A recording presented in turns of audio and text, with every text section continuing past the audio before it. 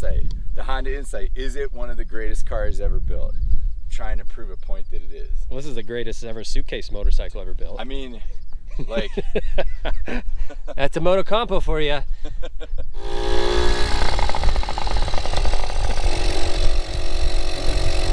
amazing.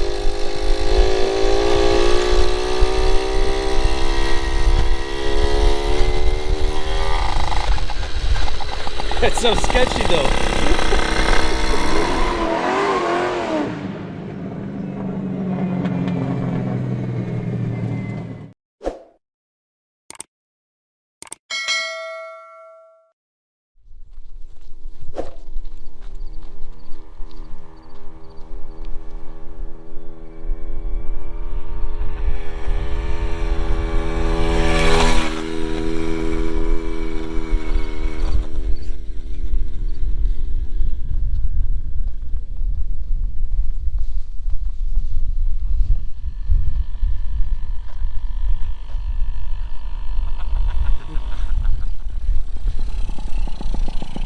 Alright, so what the heck is this? It's a 1983 Honda Motocompo, which was a pocket scooter that was made to fit in the back of the Honda City car. And what it did was, when you got as far as you could get into Tokyo, you would open up the trunk, pull this out, fold it up, and then ride the rest of the way to the office. So what's it like? It's a two-stroke? 0.49 cc two-stroke, oil injection, and it has check valves so that you can lay it on its side. This one has an aftermarket exhaust. It literally says Mugen?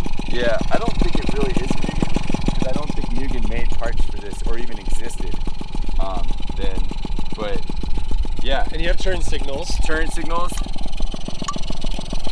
I got headlights, brake lights, rear turn signals, and a horn. Do you know what the production model, how many of these did they even make? I think they made a lot. I think they actually made quite a few. I think these are actually more prolific than the car was. And I also think that there's a pretty impassioned following of these. This is a whole bastion of nerdism, and I say that endearingly, that I totally haven't, discovered yet. But it's been nice to have been welcomed into the fold. I mean, this is I've never actually seen one of these in person. I remember seeing an original Japanese advertisement. Yeah. Where the guy's there's no parking spaces. Yeah. And then he whips it out of his trunk or something. Yep. And your top speed on this again? 18 Ks. 18 Ks. 18 miles an hour, which is about 30 kilometers. And what's your range, would you say? I don't know. I mean, I've only ever burned down maybe, I'm at half a tank right now, and I actually want to burn it down a little bit more just so it doesn't spill. I didn't have the fuel tank fully sealed, which was part of it. And okay, so if you were to start it, how do you start this? It's great. So it's got a key and a lock, and you just go fuel on, which is here, and literally it's fucking Honda, man. Key on. And that's it. Yeah. You can breathe on. You can do it with your hand. Drum brakes on the front. Yeah, drum brakes front and rear. Yep. Have you done a maximum stop for this? Does it stop pretty good?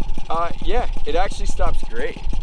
It came with, so this is way nicer than I thought it was gonna be. I won this at an auction, and were you 50-50 on if it's gonna be good, or? I just saw it and I was like, I love you. It was love at first sight. I wasn't I have to have that. Yeah. It was I want you to be part of my life. And have you always wanted one of these? Did you know about? I knew about them. I was curious, and then when we started filming this Insight mission, I needed a plan B, and the essence of Jim Carrey, the guys in Dumb and Dumber running the scooter on the highway, and he rode it nowhere, all the way across country. Yeah. So I needed a plan B that would fit in the Insight if I ran out of gas, right? An e-bike would probably be the appropriate thing, but part of my Insight story is a love letter to Honda and its period of greatness. And I think the Insight, even though it was misunderstood and underappreciated, was a bookend in that story. Like it's the end of kind of like what I would consider Honda's like, prime. And so it needed to be something that was relevant to that story. So it just fit. And now, like I heard rumors of them making a new one, but they're making a new one that's electric and like a briefcase scooter. So that's all the rage all of a sudden. So like, it just like was incredibly, everything about this story has been incredibly serendipitous. Like running into you, like the peaks which is valleys. Hilarious to me. I was on my way to Moab and tell the eyes about like what you're filming this. This is episode 4 of Life is Too Short for Boring Cars, which is my little YouTube series to tell stories about cars that I've kind of experienced through my business, which is Glenn Shelley Auto. And so like, we had these cars and I was like, we got to tell these stories, like I don't have aspirations of like YouTube stardom or anything. Like it's kind of like my motive would be like to just share stories and experiences that like people wouldn't get to experience otherwise, because I just have weird shit coming through. Like I figured out and I learned about what the insight was. So like the storytelling element for me is so satisfying.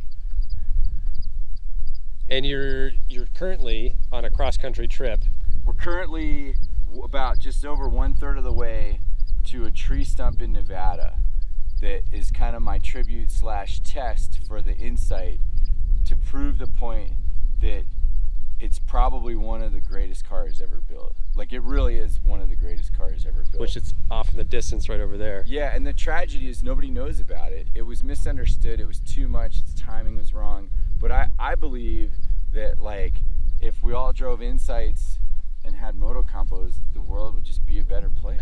That's like Alex's final quote. If everybody had a Motocompo, life would be in unison. I've never encountered, if you see an idiot like me riding this and you don't smile, if you see an idiot like me riding this and you don't smile, you don't have a drop of blood in your body. Right? I mean, like, this just makes everybody smile. It can't not. Well, I'll post out in the video Alex's channel because it's really well shot. It's incredible. And this journey, how I ran into you randomly, we were just talking about this the other day, and then I ran into you and yeah, man, it's life-saving. Like truly, like when I saw you on the side of the road, I'd gone 20 miles. I need to average at least 61.5 miles per gallon to make the goal. And I was at like 50 and the battery was at 1 bar. And I hadn't even left Superior Boulder yet. And then it only got worse. We almost died 3 times. I got road raged on. Dude, on I-70, the level of hate that I got. For drafting. Yeah, just because I'm going slow in the right lane. I have my hazards on. I would pull off into the shoulder. Here's the premise of the story in a nutshell. I think more people need to know and care about the Honda Insight because I do think it's one of the greatest cars ever built. The level of engineering that went into that car is unprecedented and remains to that day. The tragedy of the Insight is it was too much. Like the Prius was a little bit less and it was wildly successful and good. The new Prius is amazing. Yeah. So to make people care about the Insight, I had to relate it to the other cars that people do care about. What Honda do people care about? The NSX. Where was the Insight built? It has a hand-assembled motor built in the same factory as the NSX and the S2000. So we took those cars to the track. So to tell those stories, so the side boob, which I hopefully lured people in on, was the NSX. And then the rest of it is the Insight. And now we developed a challenge to see if we can make it to this tree stump in one take of gas. You gotta get this. Like, you gotta zoom out and get the leg. If you've never scooted in the time my dog does that and he's like, yes, it feels so good. Was this hand assembled? This was not hand assembled, no. But you think about the technology in 1981 that went into this, like oil injection, check valves, like it's not hand assembled, but the amount of engineering that went into this is pretty remarkable. Yeah. And the usability. And it fits in the back of the... It's literally like a little car. Yeah. So now our goal, and thanks to running into you, like I was in a pit of despair yesterday. We got out of traffic, we got over the hills. Now we got to make it to this tree stump, and the tree stump is a very special tree stump.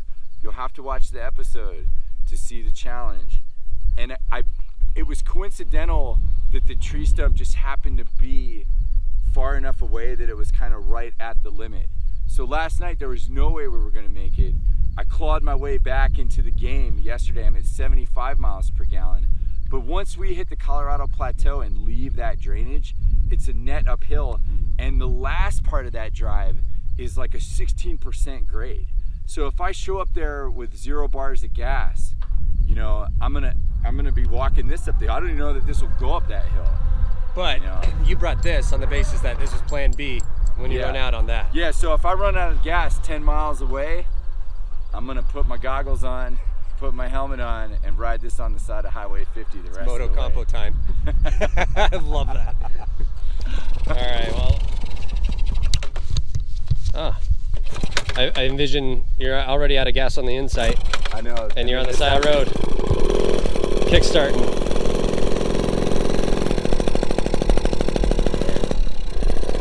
So once you get going, as it warms up, just push that choke down the rest of the way.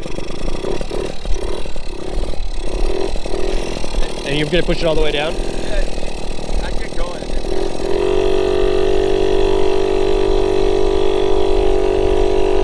Yeah, you gotta stay here, Doug.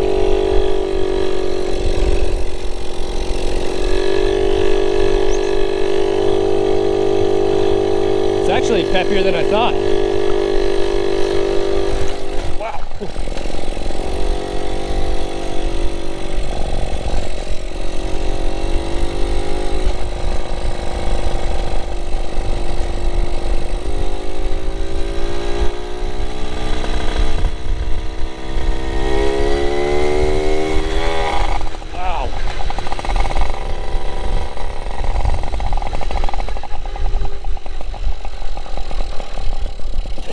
I can't believe you like commute to work on this.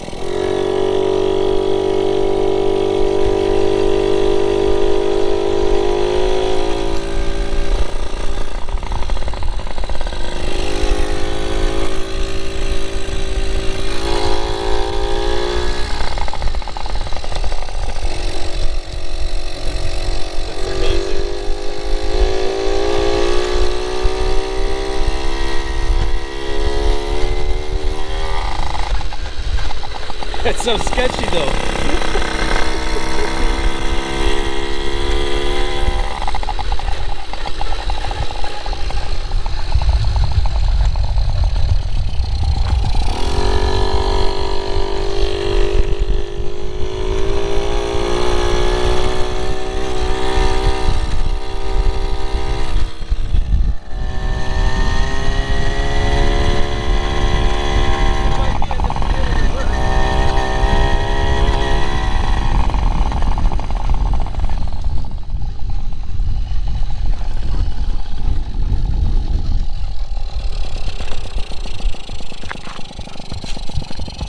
This is absolutely hilarious.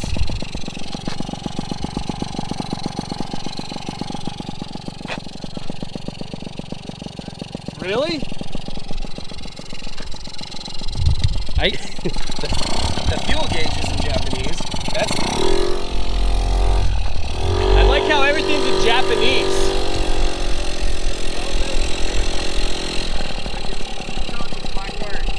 It says like, please for caution. Please It's always like, please. It's very polite. So there's a cover that goes over here. Okay. And that's got even more stuff in it. And then like, it's incredible, like it has a micro switch that won't let it start if the seat's not extended. And if you were to fold this up, how hard? When you fold it up, it basically, so if I do that, it quits. That's the micro switch. This is its profile. So these unscrew, fold down into here. And it's all, And that's it. and do the wheels tuck up at all or anything, or just like that? No, just like that. And what does this weigh? They say it weighs 96 pounds, but man, I'm pretty busted up and I can pick it up and move it around no problem. I bet it's like 60. And you don't know what the theoretical range is of this? I haven't tested it. I mean, I bet it's pretty far, man. I mean, I bet it's at least, it's got what, a half a gallon gas tank, a quarter gallon gas tank? It probably gets what, 100 miles to the Yeah, gallon? dude, I bet it's like at least 50 miles. I bet it's 100 kilometers. 100 kilometers, so about Yeah. 60-mile range. I wouldn't surprise me if it did. Thanks for letting me ride this. It's awesome. I'll post Alex's channel up in the comments and the link below, because he has got a really good, I mean, he did like an E39 M5 trip. First episode was a 996 Safari in a blizzard. Yep. Second one was E39 M5. We took it kind of light overlanding and hiked some slot canyons. And the premise was, is it the one car that could do everything? Third episode was a miniature K truck that we lifted. We put 25s on it. And then we took it on the Alpine Loop. And then this is episode number 4. Motocompo and the Honda Insight. The Honda Insight. The Honda Insight. Is it one of the greatest cars ever built? Trying to prove a point that it is. Well, this is the greatest ever suitcase motorcycle ever built. I mean, like... That's a Motocompo for you.